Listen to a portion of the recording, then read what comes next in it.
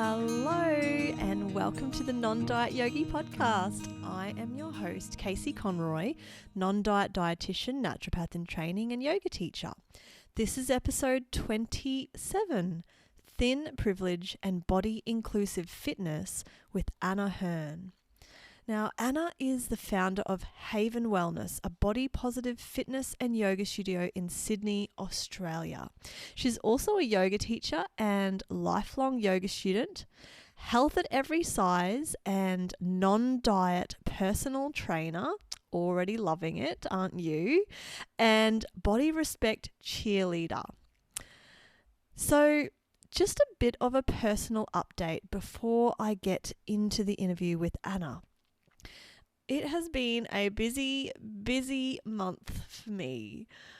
I have decided to move a bit closer to town into a normal, in air quotes, house with enough bedrooms for the kids, a bathroom that's not outdoors, and that is obviously a big move.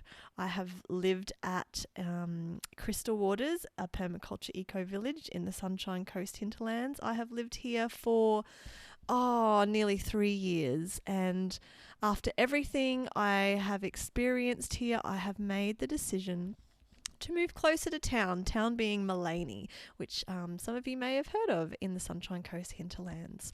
And I will be renting a house that belongs to a friend, and I will also be renting out my current house. So I've been pretty busy finishing renovations, coming up with a rent price for my own property that's fair in this insane market, but that also covers my own rental and housing expenses. I've been screening potential tenants, which I've got to say is exhausting. And on top of all that, I'm about to start seeing members of the public through my naturopathic clinic at the college that I attend in Brisbane. I'm also working very hard to keep this podcast going, which is why my Patreon subscribers and supporters are so helpful. And I guess just, bumbling along, doing my work, teaching my yoga classes and seeing clients and parenting as a single parent. So it's been a lot, and I've been pretty tired. It's school holidays as well, so that adds another layer of excitement, but also energy expenditure, let's just say. So I've really noticed that I've been a bit more tired lately. It's also winter time, that really introspective water element time where we are meant to slow down and conserve energy. So maybe not the most ideal time to move house, but hey, we've got to do these things sometimes.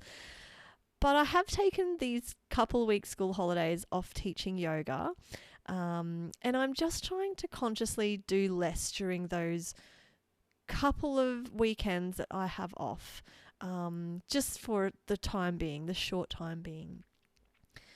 Along with moving house in the next month, I'm also going to be moving my clinic space from my home-based clinic space here in the bush up to Mullaney in the Sunshine Coast hinterlands, which is a bustling little town. So I'll be a lot more visible, I hope and think, up there than I have been kind of tucked away deep in the bush here. And of course, even though I'm hoping to see more clients in person in Mullaney, I'll also continue to offer online and virtual consultations. And as I've mentioned the last couple of episodes, with my youngest daughter in kindy 4 days a week now, when it's not school holidays, I have a little bit more available spaces for consultations. So as I mentioned, we can do consultations virtually or in person for those in the Southeast Queensland region. And if you're interested in a consult with me, I offer a free 15-minute chat just to make sure that we are a good fit for each other.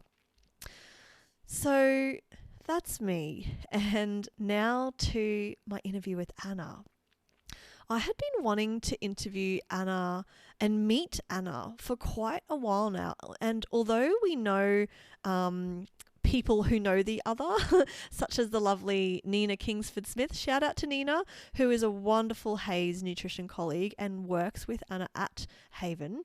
Despite all that, our paths have never crossed until now.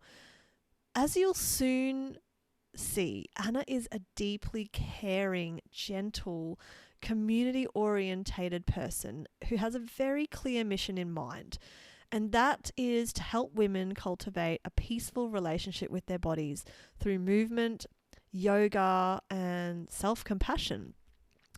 I think that by neutralising body size, not focusing on weight loss, and instead emphasising the importance of things like enjoying movement and caring for our bodies, Anna is really reimagining and recreating what the fitness industry could look like, and what I hope and think is going to be the future of the fitness industry.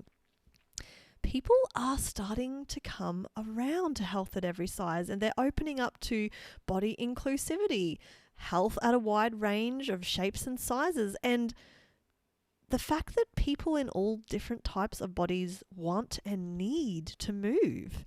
Our body's made to move, and Anna is facilitating that in a much more inclusive, compassionate, and healthy way, I think, than I've seen in any other gym or even yoga studio. And I've worked in a lot of these spaces, so that's saying something. As a small-bodied person myself, I have been itching, I think, to speak with a fellow health professional, fitness professional, about one elephant in the room topic in particular, and that is thin privilege. So before I get into the interview with Anna, I just wanted to take a minute to talk a little bit about what thin privilege is before playing the interview. So thin privilege basically represents all of the social, financial, and practical advantages that a person enjoys because they are thin or just in a relatively smaller body. Like all other forms of privilege, a person who has thin privilege may not even realize that they have any particular advantage simply because it just is normal for them to say, not have to think about whether they're going to be able to fit into a seat on a plane, or not have to think about whether their clothing size will be easily available at a shop they're going to, or whether they can eat in public without being stared at or even publicly ridiculed, which happens horrifically to people who are in larger bodies, I might add. Through the media, we've been told time and again for a long time now that the so-called normal size is thin. It is small. And this assumption that we need to be thin in order to be acceptable and even just okay gets played out really frequently and in really damaging ways for people who are larger than the so-called normal. And I'm saying normal in air quotes. You just can't see my hands. So if you've been a quote-unquote normal size your whole life, you may never have actually thought of the benefits of being thin or smaller. But sizeism, which is what this is everywhere. And it's one of the most accepted kind of isms in our culture. So just to illustrate what I mean by thin privilege and how it shows up in the world, and I'm speaking for myself here as a small-bodied person. So I'm never assumed to be unhealthy just because of my size. My size is it's not the first thing people necessarily notice about me. Other advantages I enjoy are when I'm grocery shopping at Woolies or whatever, people don't comment on the food that I've selected and that I might have in my trolley in the name of caring about my health or just trying to be helpful. As a person with thin privilege, I can also expect to pay reasonable prices for clothing and to find clothes locally that are in a wide variety of styles and colours and the latest, trendiest kind of stuff, instead of outdated, shapeless, colourless, boring even clothes that are designed to hide my body. When I go to the doctor, they don't immediately suspect that I have diabetes or high blood pressure or high cholesterol or other so-called weight-related diagnoses, and jump on that as the first or most likely diagnosis, or even talk about concerns about my weight rather than what I might have actually come in to see the doctor about in the first place, which might be nothing to do with high blood pressure or high cholesterol, etc. More advantages, people don't assume that I'm lazy based just on my size, which awfully is what happens. Let's face it, to people who live in larger bodies. As I mentioned, I can comfortably sit in airline seats, in waiting areas, at medical centres, etc., and not worry that I'm not going to fit in the chair. I'm not the brunt of jokes for many, many different comedians. I can eat whatever I want. I can eat it in public. I can not have other people judge me for it or make assumptions about my eating habits or my health. And the media doesn't describe my body shape as part of a so-called epidemic. And there are so many other privileges that I experience just because I'm genetically primed to have a smaller body. This is due to no credit of my own, that I live in a smaller body. And this becomes even more of a pressing issue for health professionals like myself who handle tricky power dynamics, especially when it comes to a situation where you're a smaller bodied health professional and you're working with clients who live in larger bodies, people who have lived experiences of being systematically oppressed for their size, these same people who actually inspire and teach me so much about what it is like to live in the world in a larger body. And in this episode, I talked to Anna about this sometimes tricky and touchy topic of thin privilege, and I just really love what she has to say about it.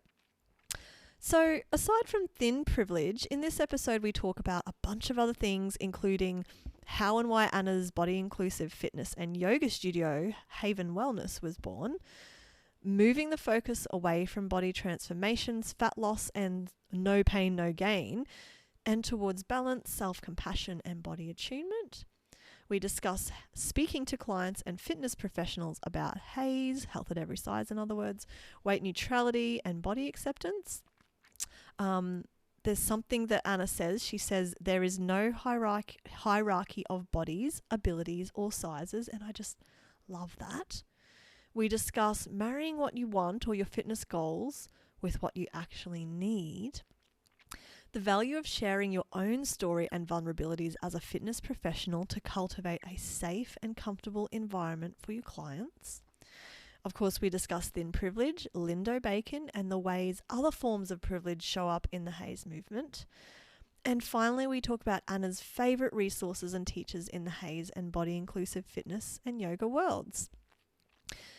So we had a few technical difficulties in this episode, and not long after we began recording, there was a glitch while Anna was introducing herself. So despite her extremely busy schedule, Anna very graciously recorded that bit all over again and sent it to me after the interview.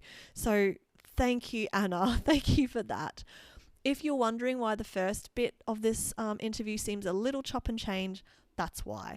But it's only the first couple of minutes of the interview before we get right into the original interview. Last thing I'll mention is if you love this podcast, please subscribe to the Non-Diet Yogi podcast so that you get the latest episodes as they come out, and give us a shining review. Why not? On Apple iTunes. I offer some free stuff. I have a wonderful ebook called A Modern Yogi's BS-Free Guide to Wellbeing. It's a nice little resource if you're just wanting a quick introduction to how you can look after your health and yourself without all of the wellness wankery that comes with the yoga and wellness worlds. And you can download that ebook for free at funkyforest.com.au or get it from my Instagram profile link. So we've got the @nondietyogi handle, and I also have my business handle @funky.forest.health. So, without further ado, here is my interview with the wonderful Anna Hearn. I'm Anna, and I have had Haven for 4.5 years. I opened Haven in January 2018, and when I opened Haven, look, to be honest, it was a little like an experiment, and I had no idea that we would end up where we are right now, almost 5 years later. We're very lucky to be in this beautiful big warehouse space in the heart of the inner western Sydney, and very blessed, very lucky to have such an amazing community of people that are all kind of looking for something a little bit different to traditional gym culture. And back in those days, when Haven was born from this desire to give women something a little different, and I had been a personal trainer working with women in their homes and going to them in their homes, and I realised that despite size, age, weight, everybody was coming to me for weight loss as their sole or their main goal, and regardless of whether they were in society's so-called ideal body or not, weight loss was a top priority, and it just sort of triggered something, knowing that something was a little off in our society.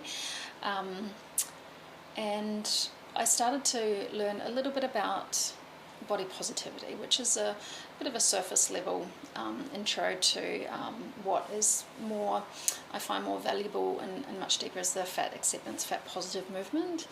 And I learnt about the health at every size movement. I started diving more into that, and then I was working at a small women's studio where it was becoming more and more conflicting for me, because I was sort of trying to offer this more compassionate approach to bodies and encourage challenging the messages that society tends to give us, especially women, about bodies and size, and the other trainers in that were offering a more traditional message. And so there were protein shakes, there were meal plans. I was meant to measure and weigh people. I mean, I did do that back then, and it just became more and more uncomfortable and felt unethical and unnecessary and quite degrading, to be honest. So I was sort of just feeling like, wondering if I even wanted to stay in the fitness world. And I thought, I'll just get a space where I can bring my clients to and offer them a space that doesn't have those messages that your body's not okay, or that small is always better, or that pursuing weight loss and a thin body is the right way to do it, to be. So that's kind of how Haven was born, and it was myself and a little space, and then we've grown. I took on my first trainer a year later, and then very lucky to have moved through the last couple of crazy years with COVID and have this lovely space and a big community. We've got about 5 trainers now, a couple of exercise physiologists, beautiful team of yoga teachers. We have a couple of dance teachers and dietitian and nutritionist as well, and even a beauty therapist, which is a lovely addition, just to offer sort of nurturing services in a safe and warm environment. So you were describing how you created Haven, this beautiful body positive, size inclusive community, which is obviously so needed, because when we think of a traditional gym and traditional gym culture, I at least, I think of weight loss challenges. There's a huge focus on fat loss and body transformations. And as you have, I've worked pretty closely with some gym managers and fitness professionals, and find that not all, but some of these folks will often, when you get to know them well enough, have their own body dysmorphia and even questionable behaviors around eating, and Yeah. it's really insidious. I think this problem, it's real and it's insidious, and it's the norm. This is the norm for the gym model, and it can translate to gym members and be quite traumatizing to people.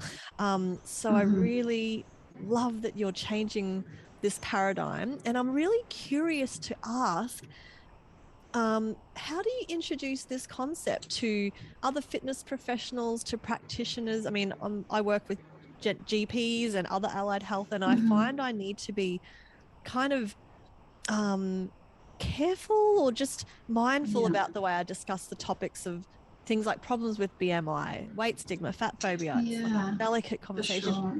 How do you approach that with your people? Yeah. For sure, that's a great question. I think that, well, one thing is that I work a lot with new clients that come in, so I spend time getting to know the clients before, before they join Haven. So I get that chance to sort of sit down with them over a cup of tea and chat to them about their own, history with gyms, yoga movement, their history with their body, anything that they're comfortable sharing around movement. And I often I do always share my journey, because I think it's important for them to understand what Haven's all about. So then I get the chance to kind of dive into our ethos and explain what it all means. And sometimes some people they're coming to us with an awareness of that. They might be coming to us because they're specifically looking for a weight neutral space. Of course, there's not a whole lot of us out there, but they might be quite new to it as well. So there's a bit of education on my part to share what it's about. And it's important to me to do that because the main thing, to be honest, is about protecting the culture. So the people that come here, because it is maybe the only safe space where they feel they can be free in their body, and certainly where they can be comfortable moving their body without judgment. And they might have had some trauma at other places and all sorts of stuff. But protecting the community is really important. But I want them to have all the information that they need to also decide if they feel like they're comfortable in Haven as well. So I get to have that experience with newcomers coming into the studio, potential clients. When it comes to professionals and practitioners and that's kind of a different story, because as you're probably aware, like you just shared, certainly in the medical model, I understand that can be quite weight-centric. So I don't sort of liaise with them personally a whole lot. I'm sort of more on the side of welcoming in the clients and that, and then sometimes I do need to connect with them in that, and I do have a little bit of a rundown of what I explain about what we're about. And look, it's not always received with completely open arms, or it's not always understood. But I haven't had to go down that path of really breaking down the problems with the BMI to a medical professional or anything like that just yet. But I do have a community of fellow health at every size aligned professionals, and I run a monthly meetup group. I started with another couple of health at every size folk in the last, it was 4 years ago, so near at the start of Haven. And it's just started to get a bit of momentum again. We had that breakover with COVID, of course, but through that we're sort of connecting with more professionals, and there's some more people in the GP space, so medical GPs and psychiatrists, and then we've got a lot of psychologists and dietitians and things as well. So that's one way, and everybody's sort of doing their part, I guess, to connect with more people and share the message a little more, challenge that narrative around traditional weight-centric care. And then when it comes to like the fitness professional world, that is a tricky one. I mean, I've been recruiting. I've recently just filled our team with some lovely new team members. So I was on a recruiting bandwagon, and it's always a tough experience, like in general, finding people that are a good match for our culture and the space in general, but really with the ethos, it's really hard for people to grasp. So that was quite a slow process to try to find people who could align with us. So that's still a work in progress, I think. Yeah, it's always a work in progress. Yeah, but it very much sounds like you've connected with some incredible practitioners and trainers and coaches who are there under the Haven roof with you, it's really cool to see that, and it's very encouraging. I'm sure for lots of other non-diet practitioners and fitness professionals, just seeing what you're doing and being inspired by it. Yeah, for sure. And so, you're a fitness professional, you're a PT, you've got a lot of different tools in your belt. But going by what you were telling me the other week, you were saying yoga is your true love. And I'm sorry if I'm misquoting that, but are you still undertaking your yoga philosophy training, and you're doing that kind of thing? And I think from what I can see on Haven's website, and just a few things I've heard from Nina, who's a nutritionist with you, yes. Yep. There seems to be a lot more focus than in your traditional gym on bodily attunement and self-awareness and tuning in, checking in, seeing what it is that you know, your clients feel like doing in terms of their movement for the day. How do you kind of encourage your clients to bring it back to self-care for the body, and to practice some of that self-compassion and self-acceptance and real attunement to how their body feels in the middle of a gym culture that often endorses the opposite, like the no pain, no gain attitude and the rampant comparison with others? You know, you're doing the opposite, and that's a big achievement. Yeah, thank you. I think I do kind of think of Haven as like the antidote to that traditional approach, no pain, no gain, you know, always trying to maximize your time, your energy, you know, get the most bang for your buck. It's this sort of real culture of pushing and progressing and ambition and maximizing. And I think, you know, what I've learned is that we can do that kind of behavior for bursts of time, for short periods of time, and just like diet culture pursuing a smaller body, and that you can tend to do it for periods of time, but at what cost? And what I've learned is that the value of slowing down and finding the rest within the movement, you know, and finding that sense of balance and recognizing that what you need one day could be very different to what you need another day. And so it doesn't always have to be up here progressing, achieving, getting results. And the way that we do that on a couple of levels. So one is when the clients come in, I mentioned it before, the couple consult, that is an important part of connecting with Haven for those reasons that I shared before about protecting the culture, sharing everything so the client knows what we're all about and making sure that they feel comfortable with everything. And this is where I give that bit of information about how we approach things too. So I let people know that we work from this non-hierarchical approach. So you might consider, if you think back to any experiences you've had at other like traditional gyms and things, like I can think over the years of just feeling like in a class, whether it's yoga or fitness, there's kind of one way to do the exercise, one right way to do it, and you're always trying to get there. And if you can't do that, you have to take the modified version, the beginner option, and it can feel a little deflating. So we teach more from a place of there's no hierarchy of bodies, of abilities, of shapes or sizes. So we share, this is one way, this is another way, this is another way. And, you know, you might like to take one option one day because you've got lots of energy, you're feeling really powerful, you're injury free, and you want to explore your body's boundaries, and that's awesome. So we'll support you.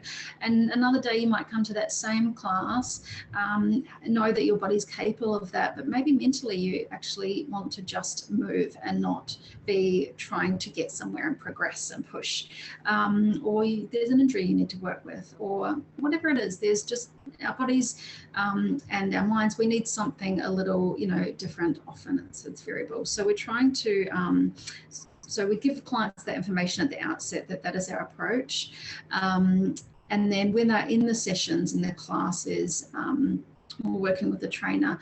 Obviously, working with the trainer one-on-one, that's quite different to being in a class setting. So the trainer has the trainer and the client get to know each other, and the trainer gets to know how the client likes to learn and move and what things serve them. And if there's always that conversation about how they're feeling and what it is that they would like to get out of the session and what they might feel they want to get out of the session, what does their body actually feel like it needs, and sort of trying to marry that what you want for your goals with what you actually need. Sometimes there can be a little bit of a gap between those. And in our class, we're doing the same just by our language and by giving options and by creating a safe space where there is no judgment. That's really ultimately what it's about. It's about Haven provides a space where we encourage everyone to gently let go of comparisons, which can hang around for lots of us, but in a space where there's no mirrors and there's you're just not really going to see people floating around in the coolest, hottest workout gear, pumping weights and looking in the mirror, because there are no mirrors. And so there isn't that attitude that can tend to come with traditional gyms and feel quite intimidating.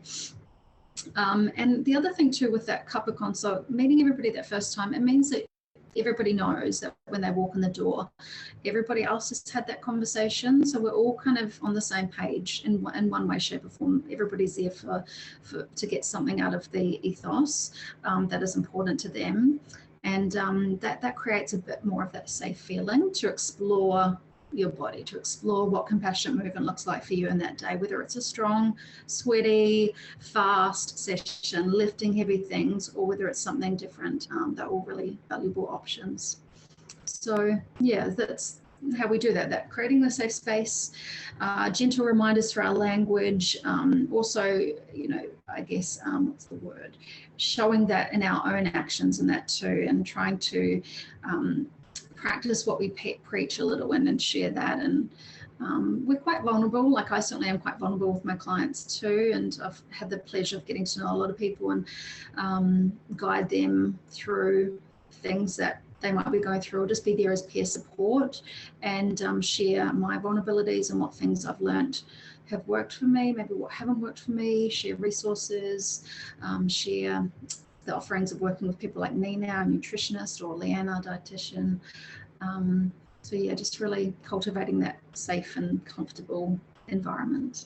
Oh, that sounds so delicious. It really sounds like you're redefining fitness standards and gym culture there. A lot of what you just said, I was hearing that there's a big focus on enjoyment and presence and body awareness and attunement. And that was going to be one of my next questions. How do you help people start to move their focus from those external references, the comparison, to the more internal? But you kind of answer that in saying, we don't have mirrors. We have that cuppa consult to kind of set expectations to start with. There is no hierarchy of options and bodies, and even your own vulnerability. That's just wonderful and so grounding and refreshing, I think, to see in the fitness industry, because often, again, you find the opposite. So yeah, really appreciate that, you sharing that, Anna. That's really cool. So I'm wondering, this is the big question that I've been wanting to chat to you about, Anna. I think you're the perfect person to talk to about this. I'd like to talk a bit about thin privilege. So, as a small-bodied person, I find that I personally need to be quite mindful about how my privilege shows up in my work with my clients, both dietetics clients, but definitely in teaching yoga. And recently we've had the controversy surrounding Lindo Bacon and the ways that other kinds of privilege show up in the health at every size movement. This is kind of just taking the hammer and going straight there, but how do you approach this in your own work with your clients, and what tips might you have for how we can check our own privilege and kind of know our blind spots? Yeah, it's a big question. It's a big, really relevant topic, I think, at the moment. And going back, I'm reiterating this cuppa consult business a lot, but you can see it's quite pivotal. It's quite important for us and for the members in that. So in that too, I do often touch on that. And I think I'm often trying to sort of put myself in the client's shoes and how they might feel coming into a space. And if they are somebody who's shared or presented with some challenging relationship stories about their relationship with their body or food or movement, and if they are perhaps in a bigger body and I'm aware of my small body privilege, my thin privilege, then it's often helpful to share that a little bit about, well, my background and what led me to Open Haven, so that they can see that it does come from an authentic place and through my own journey. And although I live in a smaller body in this society, living, like I mentioned before, regardless of our shape and size, in the society, we just often have this body dissatisfaction. It's kind of ingrained in many of us, and it's the culture that we've grown up in. So it doesn't, eliminate you from having those feelings about your body, but it's important to recognise that I might have had some quite similar experiences in my behaviours with food, in my relationship with my body movement, as my bigger bodied friends and clients. But who's the one that gets the judgment and the shame, the guilt, the shame and the judgments from what people can see from the outside. So I'm very aware of that.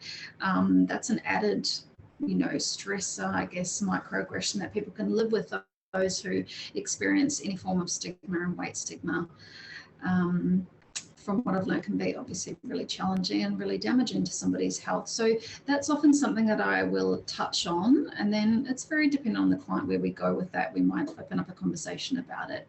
And for those that are like myself in smaller bodies and they might not have any knowledge of what that's all about, it can be an interesting way to sort of gauge if that's something that they're interested in, and if they would be comfortable in a space like Haven, where we're really trying to sort of gently promote awareness of weight stigma and how that can be really damaging for people's health, and try to shift that narrative around bodies. And we're really just trying to neutralize bodies in general, neutralize this focus and obsession that we have on commenting on people's bodies and judging people's bodies, and assuming that health and body size are so related. And we're just trying to gently challenge all of that and shift the narrative. So that's one piece of that puzzle. And you might be aware of, like what you mentioned, there has been some issues that have come up in the HAES space, and that's obviously brought to a lot of people's attention some challenges around this. And so this is something I've sort of been diving into a little bit, and we're doing another team training soon with our team. So we're bringing in one of the wonderful fat activists here in Sydney to come and speak to the team and share from their lived experience about fat phobia and weight stigma. With my team, often the trainings that I do, I like to do regular trainings around different topics that are really dear to our heart. And this has been one that I've wanted to do. But when it comes from my perspective, it's different to somebody who has the lived experience of being in a bigger body. So I think that's really important to kind of elevate the voices. I think that's what's really come out of this, what's happened recently, is this need to lift the voices of those who the movement is really for, and sort of learn when to step back and like how can we support them. And so that's, I think, still a work in progress. You know, we're always still learning in that, but that's definitely one action that we've taken that we're really excited about, is sharing all of that with the team. Yeah, that's really cool that you're bringing a fat activist in. And yeah, I think just to, you know, repeat what you were just saying, recognizing that whilst we all have our own, you know, body image hang-ups, and we can all, we're all privy to having eating and body image issues. It's people in larger bodies who are systemically oppressed. It's people of color. It's Black and Indigenous people. It's these groups of people who experience that systemic oppression. Okay, so we're running out of time, Anna, because I didn't realize Zoom has changed their thing and now I can only have 40 minutes. But just for our last question, you've done so well in like getting through these questions today. What are your, or who I should say, are your favorite people or teachers or resources that you can suggest to listeners wanting to learn more about size diversity, wanting to learn more about health at every size, especially as it pertains to the fitness industry? Do you have some suggestions? Well, you've just reminded me, you know, something I've been meaning to do for some time is to update my website with all of these resources and that, because often I do share things with clients and direct them to where they can find more support and stuff. And I believe it's pretty outdated, because you know, Haven's been running for 4.5 years now, and I think the last time I updated it was back then. So there's so much more that I've learned since then. So of course we have the fat activist that I mentioned, who's coming into Sydney. Her name's Nick McDermott, is coming into us to see us here in Sydney. There is Louise Green, who's quite a well-known fitness professional in a large body, and I'm not sure. I think maybe she's Canadian, so she has some great stuff online. One of my favourite yoga people in a bigger body, where I've learned a lot about working with different bodies and size diversity, is Amber Carnes. I think she's really cool. You might be familiar with Jessamine Stanley, also. Yes. Very cool. And there's actually a whole bunch that I feel like I could put them all. Yeah, I could put them all on paper and share them with you, that you can perhaps add to your notes and that. But those are a few that just sort of spring to mind at the top of my head. Yeah. Thank you so much for sharing. I recently finished Amber and Diane Bondi's Yoga for All teacher training, and it was Oh, so wonderful. How fantastic. was it? It Oh, was that's great. it was awesome. They're so much fun, Yeah. and yeah, I would just recommend it to any yoga teacher or person interested in yoga who just wants to learn about Yeah. how we can make yoga more accessible, because Yeah, everyone can and should be able to access yoga. Um, for sure. so last question, I guess, Anna. I know it's been a short and sweet interview today, but how can people get to know more about you and follow Haven? Where can they find you? Thank you for asking. Well, we are based here in Sydney, in the inner west, but we do run a bunch of things online. So thank you, COVID, for introducing us to the online world, and that's been really quite a great tool for a lot of our members for lots of different reasons. So we do offer a lot of our things online, and also our classes online, also our trainers work online. We do have Instagram and Facebook, which are nice ways to connect. And of course, we've got our website. You can get a lot of info. It's having a little bit of an overhaul at the moment, but has got quite a lot of info that you can explore there. And I'm always up for a chat for those who might just be a bit curious about our approach. We're not sure if it's for them, or have some challenges around their relationship with food or body or exercise. I love to support from a peer support perspective. And that's important because I think, like I said, that vulnerability and getting to know each other from that perspective has been really helpful for our members. And then I have lots of resources and other professionals I can sort of direct people to if they are looking for more help in that. So I can be contacted by email. Everything's on the website. But yeah, I think that's probably those are the best places. Cool. Thank you so much, Anna. Thank you for being here today, despite yesterday being your birthday and being Yeah. surprised with all kinds of stuff today, and yesterday, That's which is very so spoiled. wonderful, and so you should be.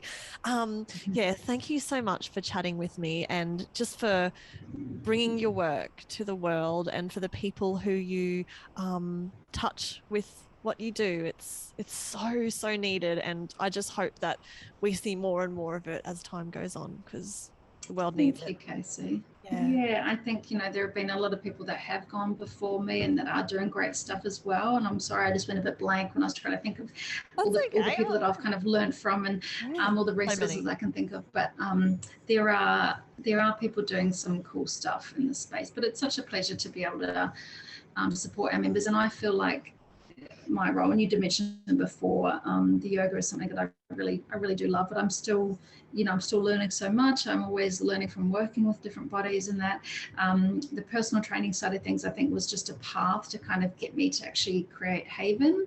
And so I get to run the studio and connect with the members and look after the community. I'm not so much sort of in the doing PT or anything so much anymore, but I have a wonderful team who are.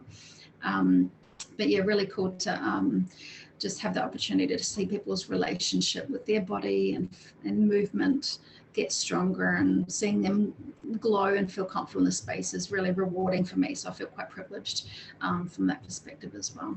Yeah, that's so awesome, isn't it? It's just, you're doing what you love. It's so obvious, and it's just wonderful to witness. I'm pretty lucky, yeah. And you too. I mean, you're doing some pretty cool stuff too. Being the double whammy yoga and dietetics, that's a cool combo in the non-diet space. It's great. Thank you. Yeah, I dig it. Thank you. Thanks, Anna.